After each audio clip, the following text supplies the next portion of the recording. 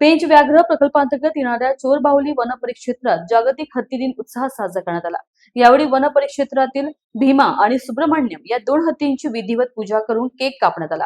तसेच हत्तींना विविध फळे खाऊ घालत त्यांचा आगळा वेगळा वाढदिवस देखील साजरा करण्यात आला।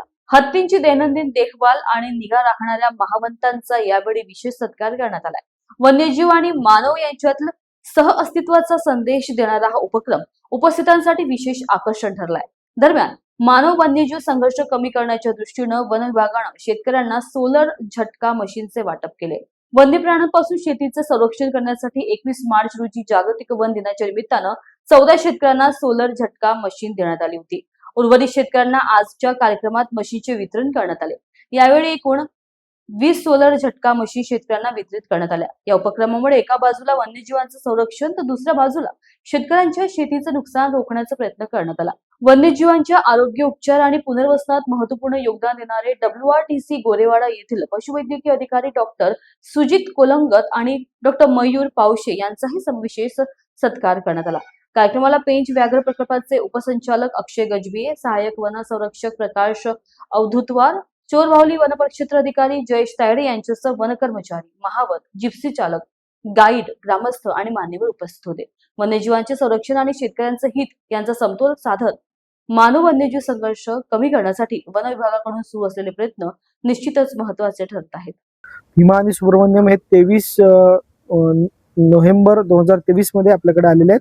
तेव्हापासून आपण या ठिकाणी हत्ती दिवस साजरा करतो। एक त्यांचा जो आहे वाढदिवस असं समजून आपण हा दिवस साजरा करतो। त्यांच्या प्रती असलेली कृतज्ञता व्यक्त करण्याचा हा छोटासा प्रयत्न आहे। हत्ती जे आहेत त्यांच्यामुळे आपलं जंगला सुरक्षित राहतं। जंगलाचं जे आहेत बायोडायव्हर्सिटी आहे ती टिकून राहते। NTCA यांनी व्याघ्र प्रकल्पांना काही गाईडलाईन्स दिलेले आहेत। त्याच्यानुसार प्रत्येक व्याघ्र प्रकल्पामध्ये हत्ती कॅम्प असणं त्यांनी सूचित केलेलं आहे। त्या अनुषंगाने तत्कालीन क्षेत्र संचालक आणि वन अधिकारी यांच्या प्रयत्नातून कर्नाटकमधून आपल्याकडे हे 2 हत्ती आलेले आहेत। आणि हत्ती जसं हे आपल्या भरभराटीचं प्रतीक आहे, त्याचप्रमाणे हत्ती आल्यामुळे चोरबाहुली आणि पेंच यांची भरभराट झालेली आहे आणि त्यांचं जे नाव आहे ते सगळीकडे महाराष्ट्रात पसरलेलं आहे। चोरबाहुली जी आपली वन परिक्षेत्र आहे त्याच्यामध्ये आपल्याकडे 2 हत्ती आहे, भीमा आणि सुब्रमण्यम। आणि सदर हत्तींचा वापर जे आहे ते आपण वन्यजीव संरक्षणामध्ये करतो। टायगरच्या कॅप्चर किंवा टायगरच्या रेस्क्यू मध्ये आपण करण्यात येतो। आणि जिथे आपल्याला जायला अडचणी होतं किंवा जिथे रस्ते नाही आहेत तिथे आपण हत्तीच्या मदतीने आपण आणि आपले क्षेत्रीय कर्मचारी जे आहे ते गस्ती वगैरे करतात। तर जागतिक हत्ती दिवसानिमित्त आपण हत्तींचं जे योगदान राहिलेलं आहे पेंच मध्ये, व्याघ्र संवर्धन मध्ये किंवा वन्यजीव संरक्षणामध्ये, त्यांना ते एक आभार व्यक्त करण्याचा प्रयत्न केलेला आहे। तसेच या परिक्षेत्रामध्ये होणारा जे मानव वन्यजीव संघर्ष आहे त्याला त्यांचा